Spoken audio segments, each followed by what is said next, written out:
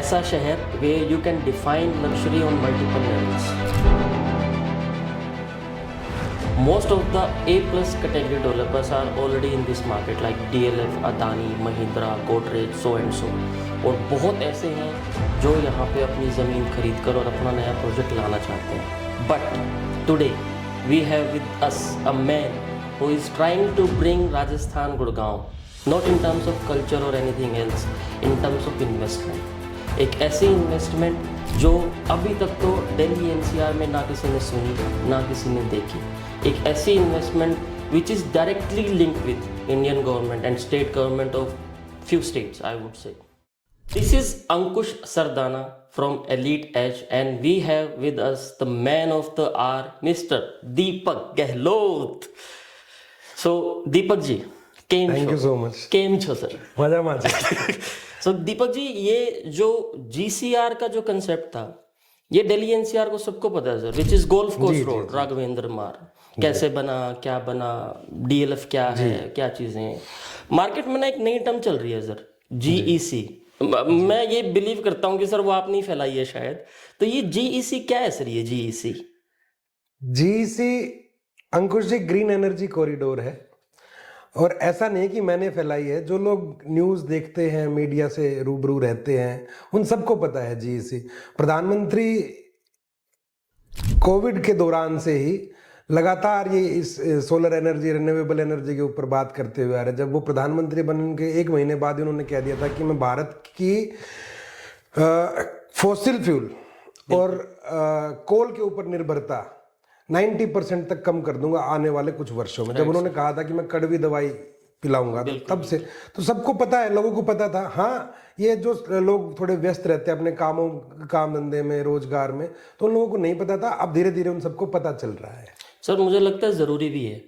बिल्कुल ज़रूरी है. जिस हिसाब से पॉपुलेशन हमारी बढ़ी है, जिस हिसाब से लोगों के पास कैपिटल फ्लो आया है, जी, जहाँ पहले एक स्कूटर होता था, वहाँ से 1 कार हुई, फिर 2 कार हुई, अब सबके पास अपने अपने घर भी हैं. जिस हिसाब से GDP बढ़ रही है सर जी, तो मुझे लगता है कि फ्यूल के ऊपर डिपेंडेंसी बहुत ज़्यादा है हमारी जी. वो आई गेस उस डिपेंडेंसी को कम करने के लिए एक हमारे पास ये कुछ रिन्यूएबल सोर्सेज हैं जिसके ऊपर हमें शिफ्ट करना चाहिए. देखो अंकुश जी, हम इकोनॉमिक्स काफी समय से पढ़ते हुए आते हैं. Money saved is money earned एक बात कही जाती है. भारत की भौगोलिक स्थिति वह स्थिति नहीं है जहां पर भारत की जमीन में से तेल निकल सके. जैसे सऊदी अरब की जो पूरी GDP है वो तेल के ऊपर निर्भर करती है.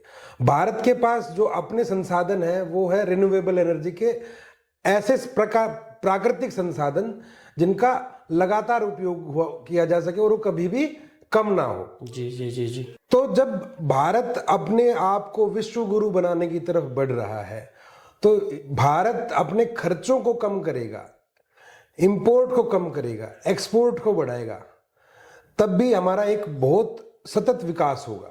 जी. तो उसमें एक बहुत बड़ा कंट्रीब्यूशन हो जाता है भारत की प्रगति में. तो जब हम प्राकृतिक संसाधनों का उपयोग करके बिजली और अपने ऊर्जा की जरूरतों को पूरा करते हैं तो भारत के अंदर जो फॉसिल फ्यूल और कोल है हम उसको एक्सपोर्ट करने की स्थिति में आएंगे. जब उनको एक्सपोर्ट करेंगे तो भारत को रेवेन्यू आएगा और भारत उससे थोड़ी सी और शीघ्रता मिलेगी विश्व गुरु बनने की तरफ और वर्ल्ड की एक सुपर पावर बनने की तरफ.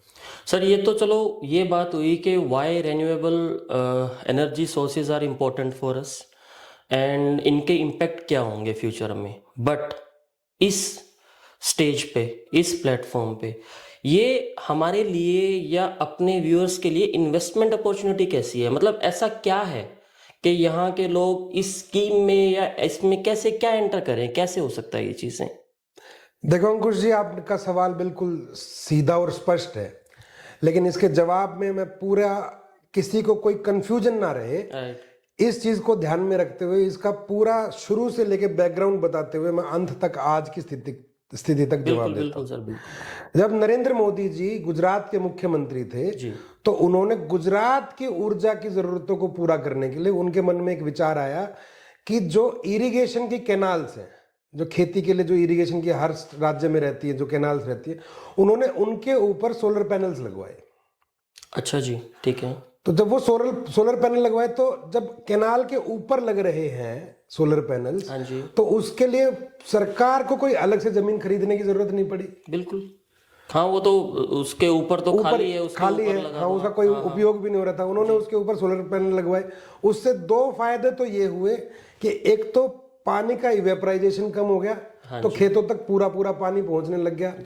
दूसरा ये हुआ कि पानी की चोरी बच गई। तीसरा ये पानी गंदा होना कम हो गया।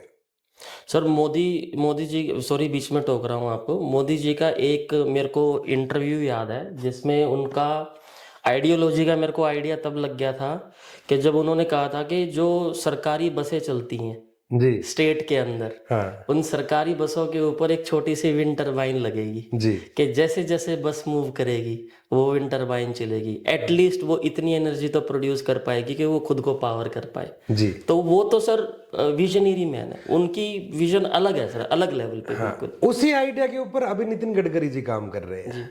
तो मैं बता रहा था आपको कि नरेंद्र मोदी जी जब मुख्यमंत्री थे उन्होंने सोलर पैनल लगवाए।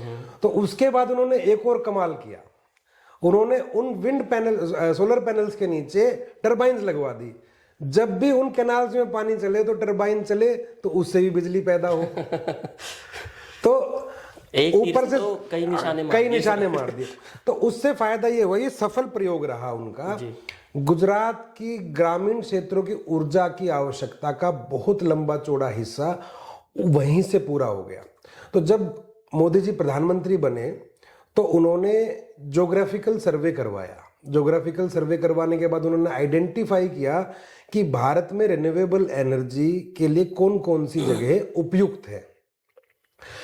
रिन्यूएबल एनर्जी के सामान्यतः 3 सोर्सेज होते हैं, सौर ऊर्जा, पवन ऊर्जा और जल ऊर्जा। जल ऊर्जा की बाउंडेशन हो जाती है जहां से नदी बह रही है और उसके लिए एक उपयुक्त स्थान ढूंढना पड़ता है जहां पे बांध बनाया जा सके। सौर ऊर्जा जहां पे भी सूरज ज्यादा चमकता है, ज्यादा गर्मी उत्पन्न करता है, जैसे राजस्थान के कुछ हिस्से हो गए, आंध्रा के कुछ हिस्से हो गए, तो वहां पर उन्होंने सौर ऊर्जा के लिए जहां पर अनडिस्ट्रक्टेड विंड बहती है, तेज हवा बहती है, वहां पर इन्होंने विंड पार्क्स लगाए जी। तो ये जो भौगोलिक सर्वे के आधार पे जो इन्होंने ग्रीन एनर्जी कॉरिडोर जिसकी आप बात कर रहे थे, ये आइडेंटिफिकेशन जो हुआ, तो ये पंजाब से शुरू होकर गुजरात के कच्छ तक और भारत की कोस्टल बेल्ट को पूरा करते हुए मुंबई से शुरू होकर और नीचे नीचे कोस्टल बेल्ट के ऊपर होते हुए ये पूरा आता है। सर ये तो फिर बहुत बड़ा कॉरिडोर नहीं हो गया? बहुत लैंड गई होगी इसके बीच में। तो लैंड गई नहीं, सरकार का यह कार्यक्रम ही यह है कि जहां पर उपलब्धता हो सके वहां पर इस प्रकार के पार्क्स को एस्टेब्लिश किया जाए।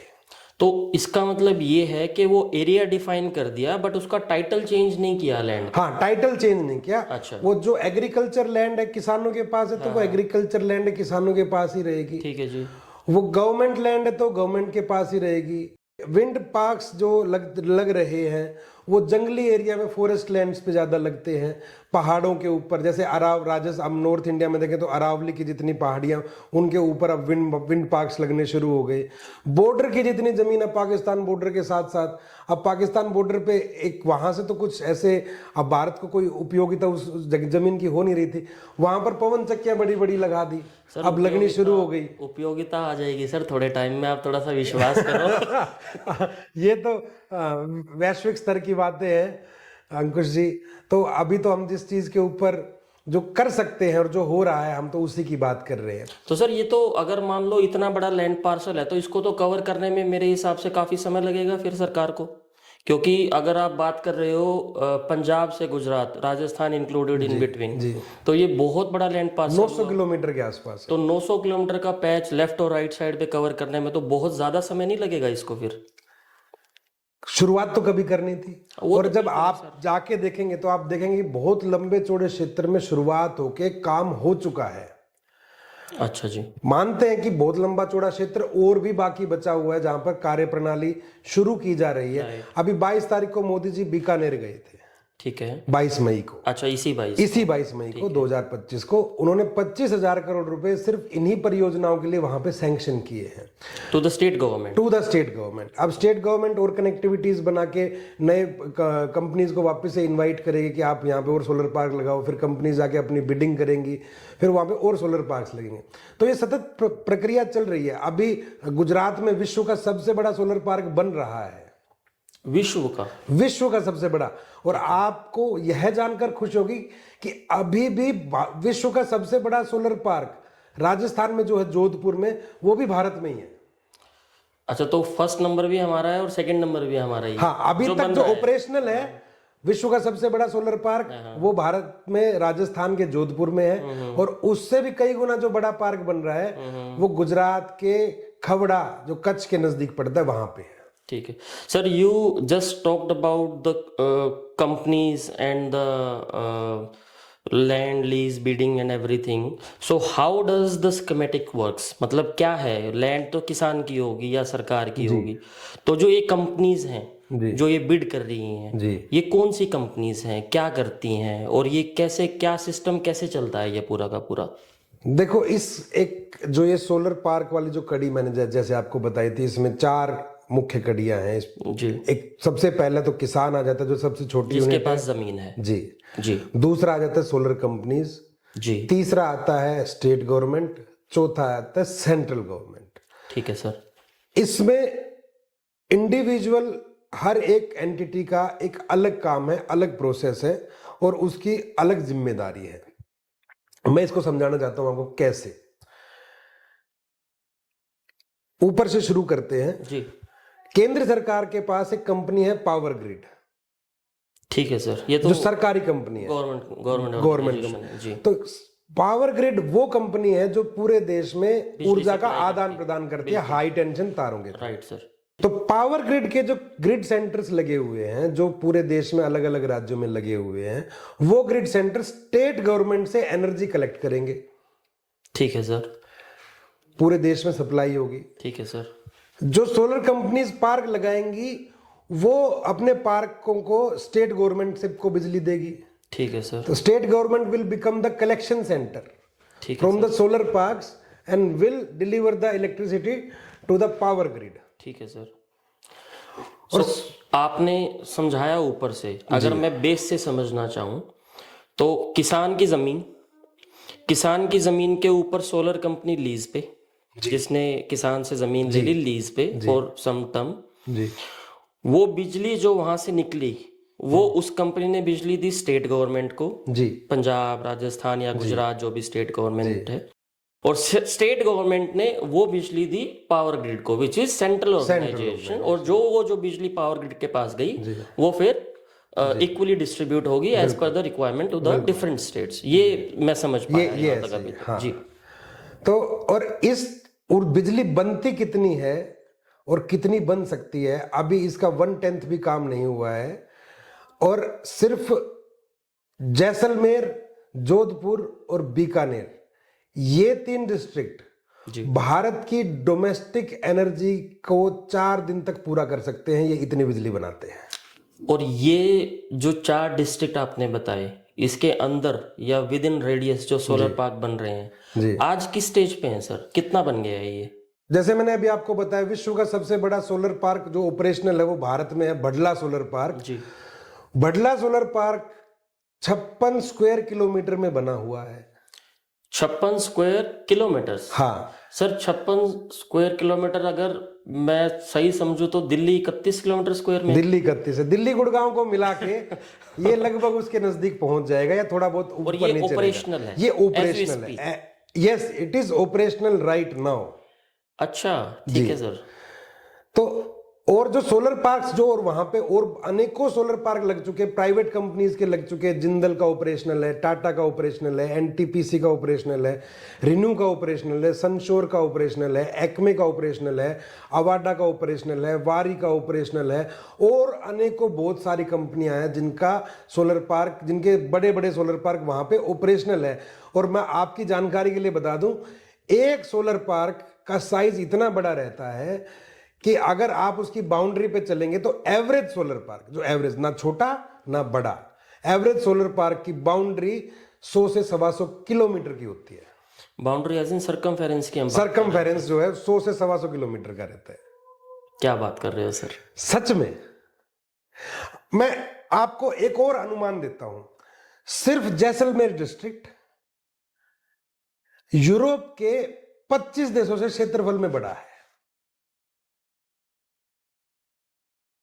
सिर्फ जैसलमेर डिस्ट्रिक्ट यूरोप के 25 देशों से क्षेत्रफल में बड़ा है। अंकुश जी, आप ये मान सकते हैं? सर मैं इतना तो देखो, मेरे को आइडिया है कि राजस्थान एरिया वाइज हमारे सबसे बड़े स्टेट्स में से आता है सर। सबसे बड़ा स्टेट है राजस्थान। और मेरे को इस बात का भी आइडिया है कि राजस्थान के विद इन आपको अगर एक सिटी से दूसरे सिटी के तक पहुंचना है तो आपको काफी किलोमीटर चलना पड़ता है, या काफी 100-200 किलोमीटर नॉर्मल है। इतना मुझे आइडिया है कि इन टर्म्स ऑफ एरिया बहुत बड़ा है। बट कभी ये कंपैरिजन किया नहीं ना सर कि यूरोप मैं गया नहीं ना सर, अभी यूरोप जाऊंगा अभी मैं। अरे अंकुश जी, आप हर जगह घूमे। अगर नहीं भी गए तो ये सुनने में कितना अच्छा लगता है कि हमारा एक डिस्ट्रिक्ट यूरोप के 25 देशों से बड़ा है। बिल्कुल बिल्कुल सर, बहुत बड़ी बात है सर ये। जी। और एक और इसमें आपको एग्जांपल दे देता हूं मैं कि विधानसभा जो सीटें बनती है एमएलए, वो जैसलमेर की जो सीट है वो पूरे भारत की सबसे बड़ी सीट है और उसका एरिया 2,32,000 स्क्वायर किलोमीटर का है। जैसलमेर सबसे बड़ी विधानसभा सीट है। हाँ, अच्छा। उसका एरिया 2,32,000 स्क्वायर किलोमीटर का है। सर आई गेस भिवानी भी बहुत बड़ा है ना? मेरे ख्याल से 2,32,000 स्क्वायर किलोमीटर में हरियाणा ही पूरा आ जाएगा। जी। तो सर अब देखो, हमने डिस्कस किया सर कि क्या है स्कीम, क्या है सोलर पार्क्स, क्या है कंपनीज, क्या है स्टेट गवर्नमेंट का या सेंट्रल गवर्नमेंट का क्या इन्वॉल्वमेंट है उसमें जी। But we are still not at that answer और at that point where we can describe to our customers or our viewers कि why this is an investment opportunity for them ji.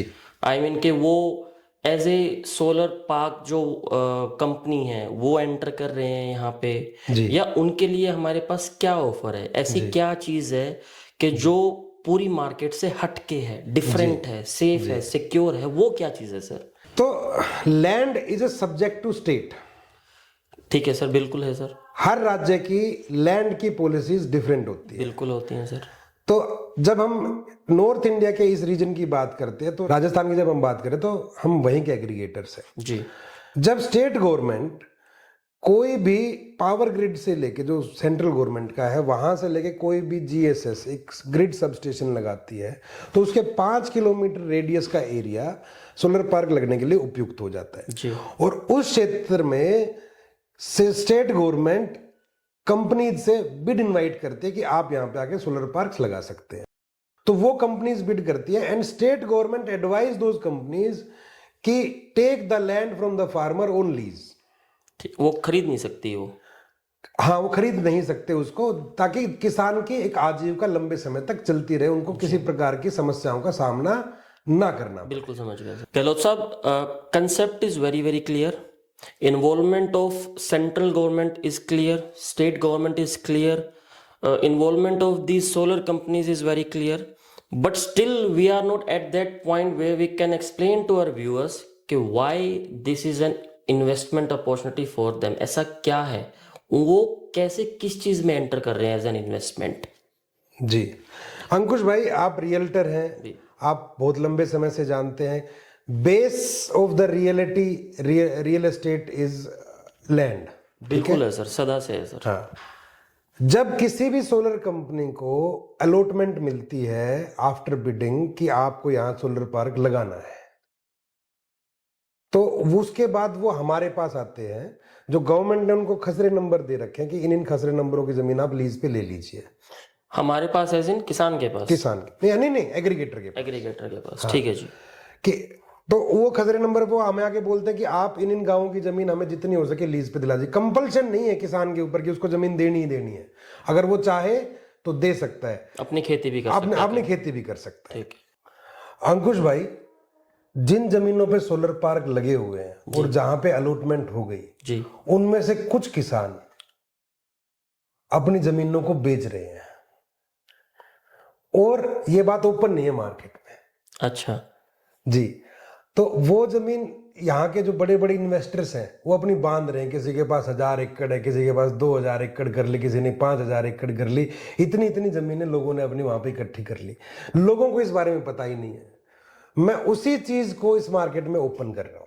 Sir क्यों, मतलब क्या फायदा है investor को, वो वहां जमीन जाके क्यों खरीद रहे हैं? पहली बात, जमीन से बड़ी कोई लेगेसी नहीं होती। बिल्कुल सही बात है। जिसने 1000 एकड़ 2000 एकड़ जमीन अपनी आने वाली पीढ़ियों के लिए बांध ली, वो उसकी एक लेगेसी बन गई। वो आने वाले वो आने वाले समय में उसके जिसके पास जमीन होती है वही राजा होता है। बिल्कुल सही बात है सर। दूसरी बात, कोई भी जमीन भारत के अंदर ऐसी नहीं है जिसके ऊपर एक आपको फिक्स आरओआई मिलती हो, एक फिक्स रिटर्न आता हो। कोई खाली जमीन के ऊपर कोई आरओआई, कोई रिटर्न नहीं आता। गांव में ठेका मिलता है सर हमें। गांव में ठेका मिलता है, बहुत कम मिलता है। जहां पे गांव में आपको 20-25 हजार रुपए ठेका मिलता है, उस एकड़ की कीमत 1 करोड़ के आसपास रहती है। 70 लाख से 1 करोड़ मिनिमम रहती है जी। अभी द्वारका एक्सप्रेसवे पे जो जमीनें पड़ी है, या और आप इधर पलवल की तरफ, हरियाणा में कोई भी जमीन आप देख लीजिए, उत्तर प्रदेश में कोई भी जमीन देख लीजिए, जिस जमीन से आपको 20-25 हजार रुपए सालाना इनकम होती है, उस जमीन की कीमत 70 लाख से 1 करोड़ रुपए के बीच में मिनिमम होती है। वो जा सकती है 3-4 करोड़ रुपए एकड़ तक भी। जी बिल्कुल सर। ठीक है।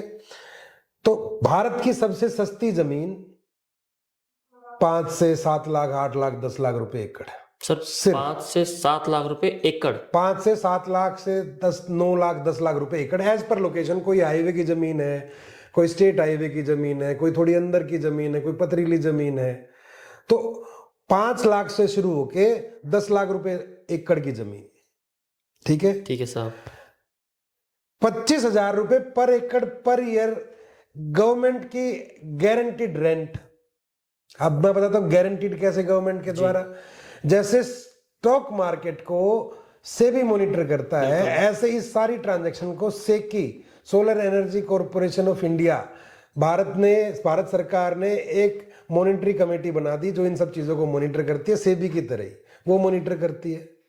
तो वो मॉनिटर ये करती है कि जो चीजें कमिटेड हैं वो ओनर हो और सारी टाइमली हो, वो सारी चीजें कमिटेड हो, जितनी वो जो कमिटमेंट्स हो रखे हैं फार्मर को, जो सोलर कंपनीज ने कमिटमेंट दे रखे हैं वो सारे पूरे हों, और सोलर कंपनीज को जो स्टेट गवर्नमेंट ने कमिटमेंट्स दे रखे हैं वो पूरे हों, और सेंट्रल गवर्नमेंट ने जो स्टेट गवर्नमेंट ने कमिटमेंट्स दे रखे हैं वो पूरे हों। और सर अगर मान लो किसी कंपनी का दिवालिया निकल गया, कोई भी XYZ कंपनी, तो पहली बात तो अंकुश जी, इतनी जल्दी किसी कंपनी का दिवालिया निकलता नहीं। जितनी भी कंपनियों ने जो लगा रखे हैं वो सारी लिस्टेड कंपनीज है, नंबर 1 पॉइंट। और दूसरा पॉइंट, ये एक प्योर, जिस बिना किसी कोई रॉ मटेरियल लगाए हुए एक उत्पादन हो रहा है। तो यहाँ पे कंपनीज की इन्वेस्टमेंट तो एक ही बार की, जिसके सोलर पार्क्स लग गए उसके बाद तो उसको इनकम आती है। तो अगर किसी भी कंपनी का कोई सारे वर्टिकल्स डूब जाते हैं, तो ये जो सोलर एंटिटी का जो वर्टिकल है ये हमेशा से ही खड़ा रहेगा। ठीक है सर जी। अब आप पूछ रहे थे इन्वेस्टर्स के लिए जो वो फायदे हैं, मैं उनमें से बीच में रह गया। पूरे भारत में सबसे सेफ इन्वेस्टमेंट अगर रेंटल पर्पसेस के लिए मानी जाती है तो वो बैंक को माना जाता है। बिल्कुल माना जाता है सर। काफी टाइम तक जाता नहीं है, रेंट टाइमली आ जाता है, बिल्डिंग खाली नहीं होती। बिल्कुल, बिल्डिंग खाली नहीं होती। तो उसमें बहुत सारे एक छुपी हुई चीजें रहती हैं जो बैंक के साथ आपकी लीज रहती है। बैंक जब चाहे आपकी बिल्डिंग को खाली कर सकता है, लेकिन बैंक जब रेयर चांसेस होते हैं। रेयर चांसेस है ना सर, लेकिन चांसेस तो है। बैंक अगर चाहे तो आपकी बिल्डिंग को खाली कर सकता है। मैक्सिमम 3 से 5 साल का लॉक इन किसी भी लीज का बैंक के होता है। बिल्कुल। आप अपनी जमीन को खाली नहीं करवा सकते। बैंक के कंपैरिजन में इस जमीन को देखिए, आपके पास 100 एकड़ जमीन आपने खरीदी, ठीक है सर, 25 लाख रुपए आपका सालाना किराया है, ठीक है सर, महीने का 2 लाख रुपए से अधिक किराया आपका हर साल आपके अकाउंट में, एक ही डेट में ईयरली किराया आपके अकाउंट में आ जाता है, इकट्ठा पूरे साल, ठीक है सर, हर महीने में डिवाइड होकर नहीं आएगा, इकट्ठा पूरे साल का एक ही बार में किराया आपके अकाउंट में आ जाएगा, जो कि आपके परिवार की जरूरतों में इस्तेमाल होगा। महीने में जो किराया आता है वो खर्चों में लग जाता है ठीक है। उसके पश्चात आपकी 29 साल की लीज और 29 साल का ही लॉक इन। आपने कोई पूरे देश में कोई ऐसी लीज सुनी है जिसमें 29 साल की लीज और 29 साल का ही लॉक इन हो? सर सबसे बढ़िया लॉक इन मैंने आज तक देखा है मल्टीप्लेक्स के अंदर, मैक्सिमम 7 ईयर्स जी, 5 ईयर्स और 7 ईयर्स ऐसे कुछ होता है। 29 साल 11 महीने की लीज और 29 साल 11 महीने का ही लॉक इन, ये भारत में एकमात्र पहली डील है। ऐसी कोई लीज मैंने तो आज तक नहीं सुनी। हो सकता है कोई हुई हो, पहले हुई हो, या कोई और नई कोई चीज आ जाए तो उसका हो जाए, लेकिन मैंने आज तक सामान्य जीवन में ये चीजें नहीं सुनी है कि 29 साल की आपकी लीज हो गई और 29 साल का ये आपका लॉक इन है।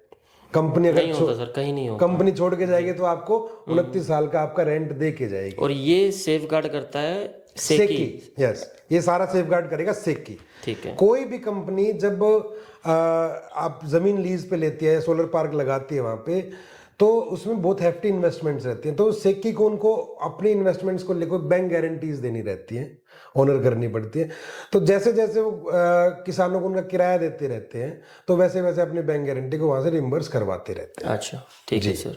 तो अंकुश जी, कुल मिलाकर इससे बेहतर इन्वेस्टमेंट स्कीम किसी भी इन्वेस्टर के लिए नहीं हो सकती। अगर शॉर्ट्स में अगर इन सारे पॉइंट्स को देखें तो एक लेगेसी आप क्रिएट कर रहे हैं, ईयरली रेंट आपका एक साथ आ रहा है, आपकी लाइफ सिक्योरिटी हो जाती है, आपका लॉक इन बहुत शानदार है, ना तो कंपनी जा सकती, ना आपका रेंट रुक सकता, बैंक से ज्यादा आपको आरओआई मिलती है, और इससे ज्यादा एक इन्वेस्टर को क्या चाहिए? बिल्कुल सही बात है sir. Looking at all the scenarios या all the points we just discussed, so this is one opportunity or something which people should explore, as there is very limited supply of land at least। मतलब एक जमीन के 100 गज के टुकड़े के ऊपर घर तो 4 बन सकते हैं सर जी, बट जमीन तो 100 गज की है ना। जमीन तो वो लिमिटेड सप्लाई है सर। और नो डाउट आप जो चीजें हमने डिस्कस करी, नो डाउट इन्वेस्टर्स जाएंगे सर। लैंड की इन्वेस्टमेंट 100 एकड़, हजारों एकड़ के मालिक, उसके ऊपर किराया, 30 साल की सिक्योरिटी। सर एक क्वेश्चन ये है कि व्हाट आफ्टर 30 इयर्स और what appreciation we can expect from this land within a span of 30 years। और इसी 30 साल के बीच में अगर someone wants to exit then what, क्या है? मतलब एग्जिट कर सकते हैं, कितना रेट हम सोच सकते हैं कि 30 साल बाद कितना रेट हो जाएगा, कितना अज्यूम कर सकते हैं? और जब 30 साल का 29 साल का जो लीज टेन्योर है, जब वो टेन्योर पूरा हो जाएगा तो उसके बाद इस जमीन का क्या ये दोबारा खाली हो जाएगी या कुछ और एप्लीकेशंस है? ये चीजों के सर क्या कर सकते हैं इसका? अंकुश जी, एग्जिट के दरवाजे आपके लिए हर रोज खुले हैं। कोई भी किसान अपनी भी जमीन को, कोई भी इन्वेस्टर अपनी जमीन को कितनी बार भी बेच सकता है जी। उसकी जो लीज होगी वो नए इन्वेस्टर के नाम पे ट्रांसफर हो जाएगी। जैसे प्रॉपर्टी होती है कि किसी और को बेच दी, उसने किसी और को बेच दिया, जो प्रोसेस है। तो अंकुश जी, एप्रिसिएशन को मुझसे ज्यादा बेहतर आप समझते हैं, और इस गुड़गांव शहर के, दिल्ली शहर के जो इन्वेस्टर्स हैं उनको मुझसे ज्यादा समझ होगी सर। हम समझते हैं, बट व्यूअर्स के लिए बेटर तब होगा जब वो हॉर्सेस माउथ से सुने कि भाई आप उस जमीन को जानते हो सर जी, आपने वो सारी चीजें देखी हैं, बेस से क्या हुआ था, आज क्या है, आपने पूरा स्टडी किया है सर जी। वहाँ जमीन क्या प्राइस पे थी, आज क्या है, वो सारी चीजें पता है सर आपको। So I guess you would be the perfect person जो आइडिया एटलीस्ट दे सकता है कि हाँ भाई हम ये अजम्पशंस या ये चीजें तो सोच सकते हैं कि 30 साल में हम इस जगह से उस जगह पे इस रेट्स पे तो बैठे होंगे, इस टाइप से। जी अंकुश जी, रियल एस्टेट की एक बहुत सिंपल सी कैलकुलेशंस रहती हैं, कोई इसमें कोई इफ एंड बट्स नहीं रहते। मैं किसी भी व्यूवर को कहता हूँ, कोई भी व्यक्ति मुझसे ये सवाल पूछता है, मैं उसको यही बताता हूँ कि आप अपने घर के बड़े बुजुर्गों के साथ बैठिए, उनसे पूछिए कि कोई भी बिल्कुल दबी से दबी हुई जमीन का कि आज से 40 से 50 साल पहले क्या रेट था। अगर रियल एस्टेट की बहुत सिंपल सी कैलकुलेशन, अगर आप किसी जमीन को 40 से 50 साल तक होल्ड करते हैं तो उसका प्राइस मिनिमम 1000 से 1500 गुना बढ़ जाता है। अच्छा जी, जी ठीक है। और अगर आप किसी जमीन को 25 से 30 साल या 35 साल के होराइजन में लेके चलते हैं तो कम से कम 200 से 300 गुना बढ़ती है। ठीक है सर। आप अपने आसपास ही किसी भी प्रॉपर्टी का रेट उठाकर देख लीजिए तो आपको पता चल जाएगा। ये आपके सामने कैमेलियाज हैं 2002 में 2000 रुपये स्क्वायर फीट थे, आज आपको रेट पता है। तो कितने कितने 20 साल में कितने बढ़े हैं वो आप देख लीजिए। तो इसी प्रकार से रेजिडेंशियल हाँ, अपार्टमेंट, ये तो रेजिडेंशियल है। तो इसी प्रकार से जब आप किसी भी जमीन को कैलकुलेट करते हैं, मुझे याद है 1998 में किसी ने मेरे पिताजी को आगे कहा था कि मैं बीकानेर में आपको 8,000 रुपए प्रति एकड़ जमीन दिलवा देता हूँ। 5,000 से 8,000 शायद उन्होंने सर कहा था। ये जो स्टोरी है ना जी। ये हर घर की कहानी है कि मेरे दादा ने जमीन छोड़ दी, मेरे पिताजी ने जमीन छोड़ दी। ये हर घर की कहानी तो है कम से कम आने वाली पीढ़ी ऐसा ना कहे, इसलिए आज उठना पड़ेगा, आज लेनी पड़ेगी। जी बिल्कुल। जमीन तो इकट्ठी करनी पड़ेगी, क्योंकि पहले राजा, सब बड़ा राजा कौन होता था? जिसके पास ज्यादा जमीन होती थी। तो जमीन जिसके पास साम्राज्य बड़ा है, साम्राज्य is always in square kilometre. तो जिसका साम्राज्य ज्यादा बड़ा है, 100 एकड़ 2.5 स्क्वायर किलोमीटर तो होता ही है। तो जिसका जितना बड़ा साम्राज्य है उसके पास उतना बड़ा राजा है, उसके आने वाली पीढ़ियां उसका उतना ही ज्यादा सम्मान करती हैं। इस बात को तो आप कहीं पे भी नहीं नकार सकते। बिल्कुल सर। तो 1998-99 में किसी ने मेरे पिताजी को ये आगे कहा था, मैं उस समय 6-7 क्लास में पढ़ता था, कि 5 से 8,000 रुपए पर एकड़ में मैं आपको बीकानेर में जमीन दिलवा देता हूं। और आज वही जमीनें 5 से 8 लाख, 9 लाख, 10 लाख रुपए हो चुकी है। ठीक है सर। मुझे नहीं पता वो कौन सी जमीन दिलवाने वाले थे, वो आज उसकी लोकेशन क्या है, कैसे, जो उस समय ली नहीं तो हमें पता नहीं। तो आप एक लोअर साइड में अगर इसको 5 लाख रुपए गज वाली जमीन भी समझते हैं तो 5 लाख रुपए और 5,000 रुपए में कितने गुना का डिफरेंस आया? वही सर जो आप बता रहे थे अभी। 100 गुना का आया। ज्यादा आ गया सर। कोई ज्यादा आ गया ना? नहीं 100 गुना। आप एक बार लोअर साइड में 100 गुना आ गया सर। तो आने वाले 20 साल में, मैं नहीं कह रहा आप इसको 100 मानिए, आप इसको 80 मानिए, 50 मानिए, आप 15 गुना मान लीजिए, इसको तो कोई नहीं रोक सकता। जमीन की कीमत रेट ऑफ इन्फ्लेशन के साथ बढ़ती है लोअर साइड में, जहां पे कुछ भी नहीं होता, क्योंकि सरकार का सर्कल रेट डिसाइड करता है कि जमीन की कीमत वहां पे क्या है। बिल्कुल सर। ठीक है। तो 1998 में मैंने अभी जाके डॉक्यूमेंट्स को चेक करवाए तो उस समय 2,000 रुपए पर एकड़ का जो सर्कल रेट होता था, डीएलसी रेट, वो उस समय होता था जी। तो सरकार के हिसाब से भी पिछले 20 साल में वहां पे जो प्रोग्रेस हुई है जमीन के रेटों में, वो 200 गुना की हुई है। भविष्य किसी ने नहीं देखा, लेकिन आज तक का इतिहास तो यही कहता हुआ आ रहा है कि जमीन के रेट में इतनी वृद्धि तो होती ही होती है। 20 साल के होराइजन में लगभग 100 गुना, और हम कह रहे हैं कि 50 साल के होराइजन में लगभग 1,000 गुना। और कितना भी कंजर्वेटिव हो जाए, कहीं कितनी पे भी भी चीज है तो 15 गुना तो आप मान के चलोगे आराम से हो जाएगी। आपके द्वारका एक्सप्रेसवे पे पीछे वो पानी में डूबे हुए खेत पड़े हैं, जहाँ पे किसान 40 साल से अपने खेतों में नहीं घुसे हैं। आज वो अगर 10 करोड़ रुपए से कोई कम मिलता हो तो मुझे बताओ। सर 10 में मिलता होगा तो मैं ले लूंगा, 35 करोड़ रुपए मांगते हैं। बस जो पानी में डूबे हुए, जहाँ पे किसान ने पैर नहीं रखा, उससे तो खराब कोई जमीन नहीं हो सकती। 10 करोड़ में तो। और जिस जमीन की हम बात कर रहे हाँ जी। हैं उसमें उपज सुनिए अब आप, जीरा, इसबगोल, मेहंदी, खजूर, ये सारी जो फसलें हैं ये प्रचुर मात्रा में होती है। हमें लगता है कि राजस्थान पता नहीं कैसे, बिल्कुल ऐसे दुबई में जैसे हम सैंड ड्यून्स देखते हैं वैसा कुछ होगा। नहीं नहीं नहीं, बहुत अच्छी उपज होती है, बहुत शानदार उपज होती है, खेती के लिए बहुत ही ज्यादा उपयुक्त है। पानी की जब बात करते हैं लोग सामान्य रूप से, नहीं सूखा होगा। अभी थोड़े दिन पहले एक वो न्यूज आई थी कि जैसलमेर में कोई अपना वो खोद रहा था तो नीचे से पानी इतना ज्यादा निकल आया कि ना तो पानी की कमी, ना खेती की कमी, और ना ही पैसे की कमी। जिसने वहां पे जमीन खरीदी वो राजा बना है। 25 लाख रुपए 100 एकड़ पे 1 साल का किराया आता है, साहब को एक साथ मिलता है, घर की सारी जरूरतें उसी में अंकुश जी पूरी हो जाती है। ये सोलर एनर्जी कभी भी खत्म नहीं होने वाली है, हमेशा ऐसे ही चलता रहेगा।